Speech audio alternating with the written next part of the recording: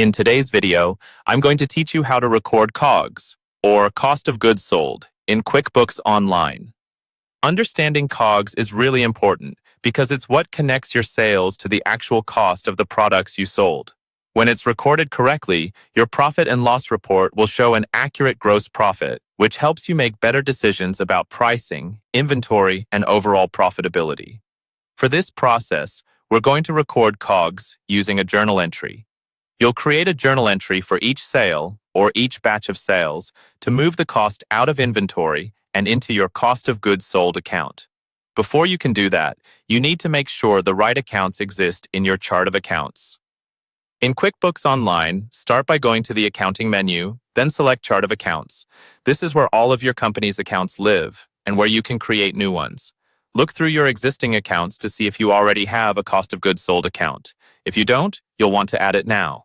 To do that, click the New button. A window will open where you can set up the account.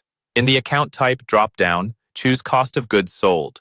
This tells QuickBooks that this account will track the direct costs related to the products you sell. Next, select the appropriate detail type. Choose the option that best matches how you track your product costs. You can also give the account a clear name, like Cost of Goods Sold or something similar that makes sense to you and your team. When you're done, click Save and Close. Your COGS account is now ready to use. Once your accounts are set up, you can create the journal entry to record COGS. Go to the plus New button at the top of QuickBooks Online and select Journal Entry.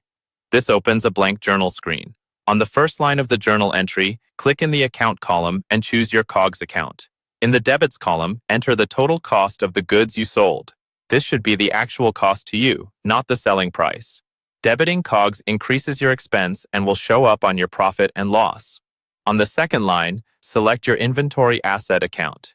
In the Credits column, enter the same amount. This reduces your inventory on the balance sheet by the cost of the items you just sold. The debit and credit amounts should match so the journal entry stays in balance. If you like, you can add a memo describing the sale or the period this entry covers, which can be very helpful later when you review your reports. Once everything looks correct, click Save. That's all you need to do to record COGS for that sale in QuickBooks Online.